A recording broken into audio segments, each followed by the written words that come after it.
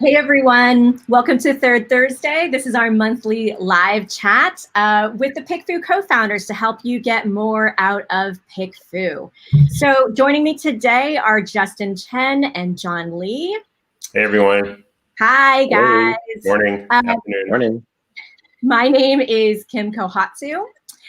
Today we are going to talk about some creative ways to use PickFu.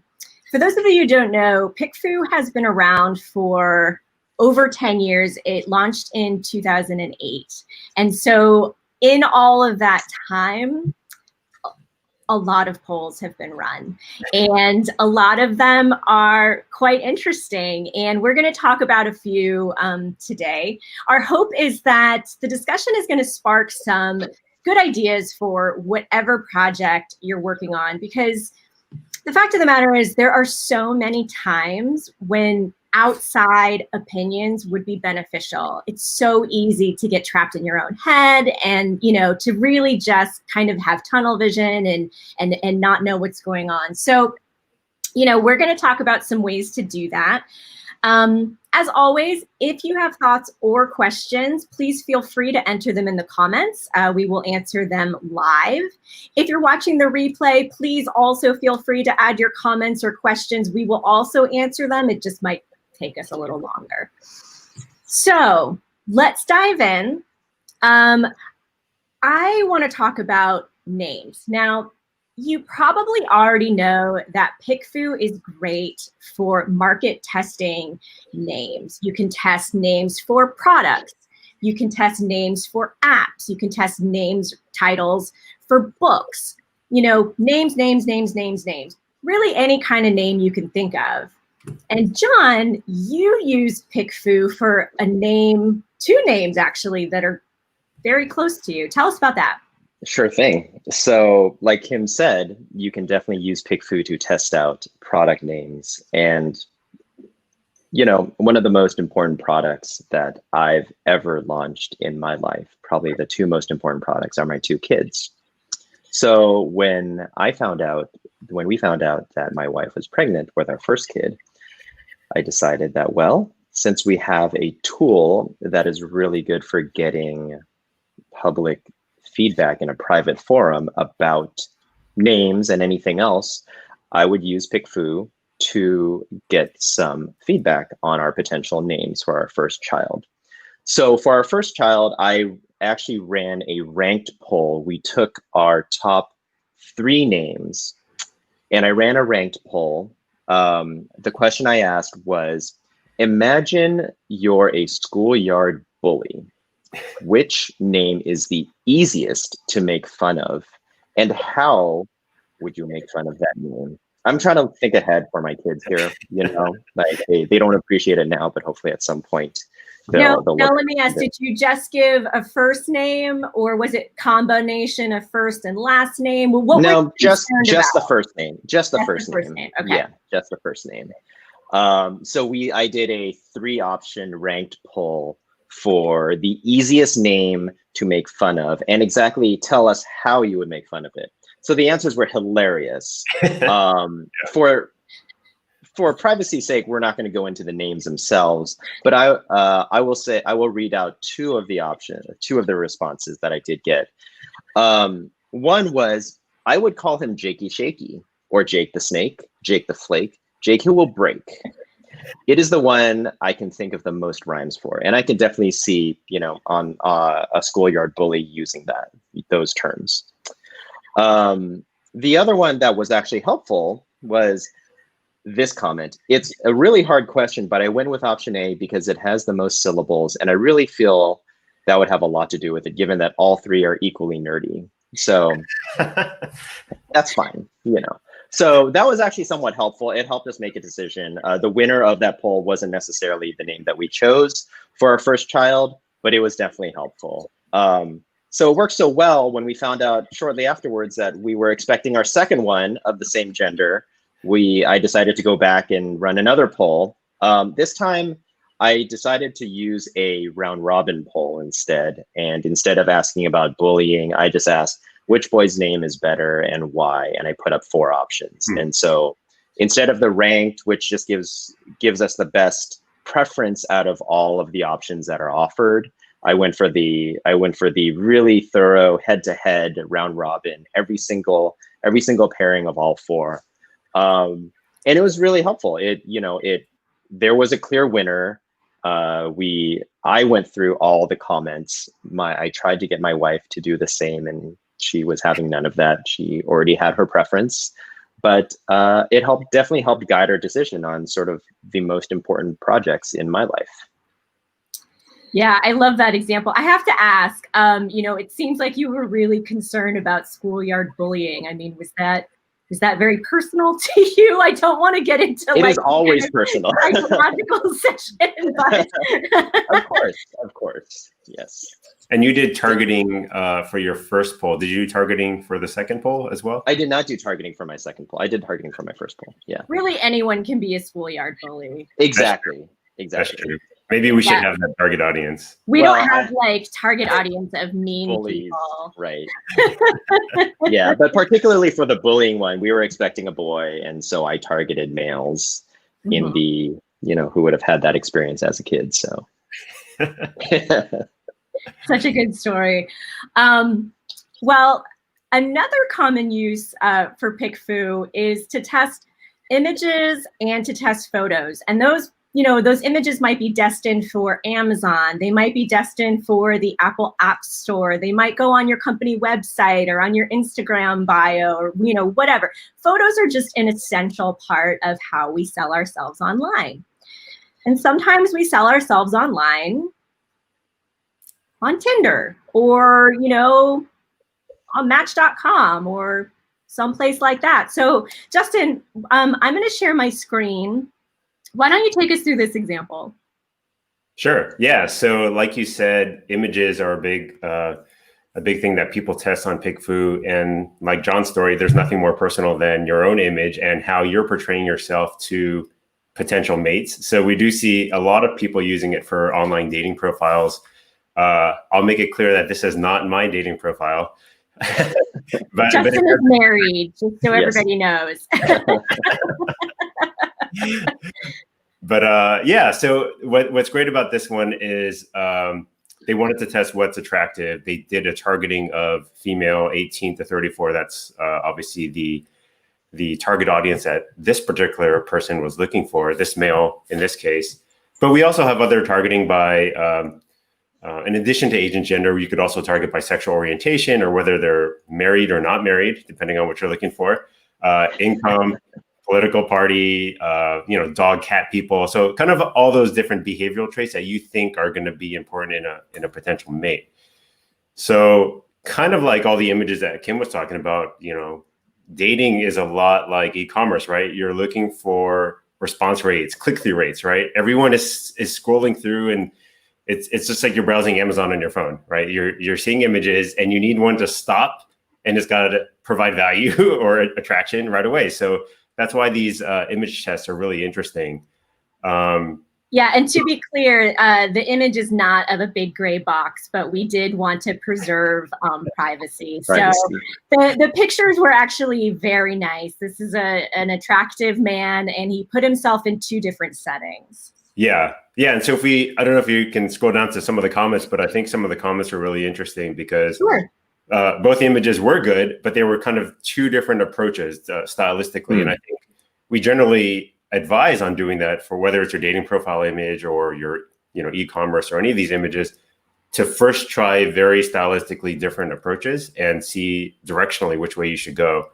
But I thought some of the interesting comments for option A, which is the one that won, were that people like the outdoor look. That was kind of a recurring topic. The fact that it looked less staged, less fake, and that he looked more relaxed because of that. So, 2 very different images, and one clearly had more appeal than the other, just because of those feelings that they evoked in his target audience. So, really awesome feedback. And for anyone who's serious about online dating, I definitely advise doing a poll like this. And this doesn't necessarily have to be for dating. Like LinkedIn, a lot of people optimize. We've seen a lot of people optimize our LinkedIn profiles. It could be for maybe a conference conference profile images. Like if you're going to be showcased in any kind of light, you want to put your best foot forward and just, if you've got other options, like test out different image variations. Yeah. And, I always like to tell, especially our e-com folks, look, you're going to get feedback in some form. It's going to be through a low click-through rate, right? Or it's going to be through a low response rate. You're going to get feedback whether you want it or not. And in kind of a safe environment like this, you can actually ask for it and really answer the question that you're looking for. Because if you just put a picture out, on your online dating profile, you have to wonder, like, well, why isn't this working? Or why is it working? And that's not exactly something that you can chat to the person that has seen you, like, hey, why'd you click on my picture? Like, it's not something that you can ask. And I will say, as the only single person on this panel, I have considered doing this, and I have to say, like, I have low self-esteem, and I feel like that would just hurt my feelings. But I have to say, looking at this example, I thought people were very kind, and I thought that they were very thoughtful about their feedback. I think, they really took the time to say, well, look, this posture tells me this, or this setting tells me that. And I thought that it was a really safe environment to do that. Yeah. Yeah. I mean, even looking at John's polls about the names and these, I'm always surprised by the thoughtful feedback that people give, and very genuine and constructive, right? It's not just bashing down the other one, but actually really giving a good impression. Yeah, I mean, I've definitely noticed that when the topic of a poll is human, like a person, a photo, a name, the respondents definitely recognize that, right? And the way the sort of the punch is pulled, or sort of like there's definitely thought in terms of how that message will be received when it could be a human on the other side versus giving feedback on, let's say, like a piece of art or a pot or something. Right. Well, I'm going to go through another example that is something that's close to, what I do. Basically, for anyone who runs a company or a personal blog, PickFu is a really good way not only to crowdsource content ideas, but just to collect a lot of very specific quotations to use. So I'm going to show you two examples that we did here at PickFu for Mother's Day. So we actually did this last year as well as this year. So this was our Mother's Day post from this year, which was basically asking 100 people to tell us what's the best advice you ever got from a mom. And we even said, it doesn't have to be your mom, because look, like, we don't know what people's relationships with our mothers may be. And also, maybe you've got another just witty woman in your life who gave you a better piece of advice. So we were looking for the advice, not necessarily coming from your own mother. And so we ran this poll of 100 people, and we basically collected what we thought were the best, categorized them, and put this piece together. So people said things like, the truth will set you free. People may not always like what you have to say, but they'll be grateful for your honesty. Failing is just the first step to success. My favorite is don't sweat the petty things and don't pet the sweaty things. Now, look, I mean, I could have asked my social circle, the best advice a mom ever gave them, but there's nothing better than just getting 100 people basically on demand giving you answers. And I just feel like if I had only reached out to people that I knew personally or that I thought would write back to me, I definitely would not have gotten don't sweat the petty things and don't pet the sweaty thing. And we did this last year for Mother's Day as well. And what we did last year was we asked for the best and worst Mother's Day gifts. And this was a really interesting poll, because what we did first was we surveyed 100 moms. So people who were on the receiving end, perhaps, of some of these gifts, or maybe they shared stories, or maybe they heard of things.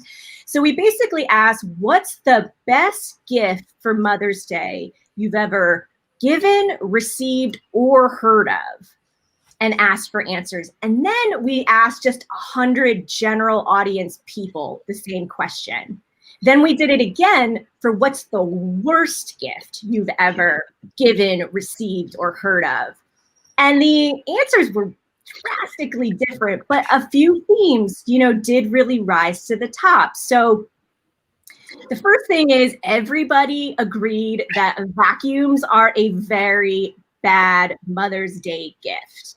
And, I think, when you read the comments, you realize that, a gift is supposed to make you happy. It's not supposed to, push you to do a chore, right? And so even though, some thought might have gone into it, even though, vacuums can be pricey, that is not a good Mother's Day gift. But, we found some really just funny stories, like a skillet was another gift. But you could turn it around too. Look, Mom, we know you do all this cleaning. Why don't we buy you, your own house cleaning so you can sit and enjoy your day and somebody else can clean the house, right? So that was kind of on the best, gift list. So we know cleaning is kind of a big deal with moms. And, people told other stories. They're really, kind of heartwarming. Another example that we did this for was on Valentine's Day, we asked a group of married people to tell us their proposal stories. And we got some really good ones. We got some really sweet ones. We got some really funny ones, just marriage proposals gone awry. Mm-hmm. And when you think about it, I brought this example up because I know there's a lot of mommy bloggers out there, that do parenting advice or stories or what have you. But on PickFu, there's all kinds of opportunities for something like this. So some of the categories that we offer are, like frequent travelers or people with pets, mm-hmm. people who have side hustles, people who, I don't know. There's so much in there, right? Women, men, like political parties, all of those things. So, whatever it is that, the content that you are seeking to put on your personal or your company blog, this is a really good way to get really creative content when you can pose the question in the right way. So again, I'll just go ahead and show you, the polls that we ran. So again, what's the best piece of advice any mom, not necessarily yours, ever gave you? Here's some of the gift ones. So again, what is the best Mother's Day gift you've given, received, or heard of? And I think what you get is, again, that breadth. So you'll get some funny ones, you'll get some sweet ones, you'll get some, just completely wacky ones. And that's what you're looking for when you write content like this. Mm-hmm. Yeah, I think the Valentine's one has really, really funny and sad stories, sadly.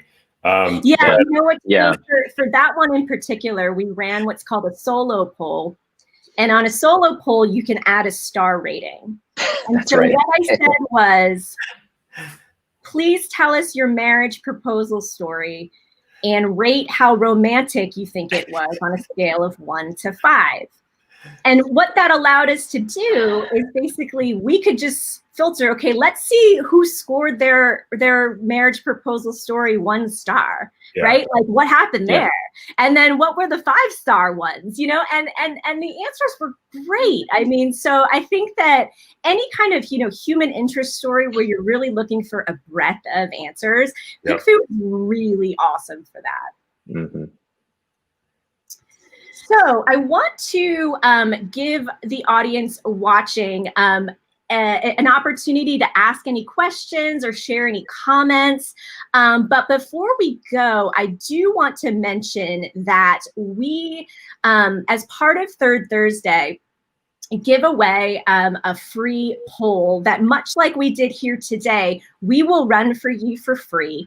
We, as the PickFu co-founders and I, will analyze the results and just kind of share our takeaways for what you can do with that poll.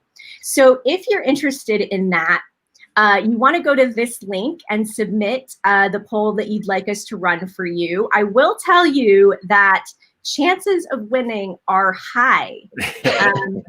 We didn't get any entries this month, which is why we're not doing the giveaway. So your chances are good. We may talk about your poll in the next third Thursday. So go to that link. I'm going to give, just a couple of more seconds if anybody wants to chime in with comments or questions.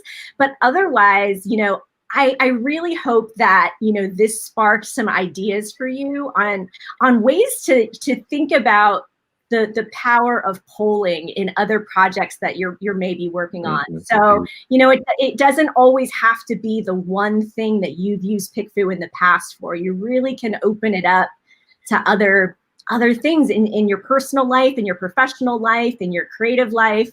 There's so many ways to use it. So I don't think we have anything from the audience, so we're going to sign off, but join us every third Thursday at 10 a.m. Pacific and go to that link and enter to win a free poll. All right, thanks everybody. We'll catch you next month. All right, see you guys. Bye.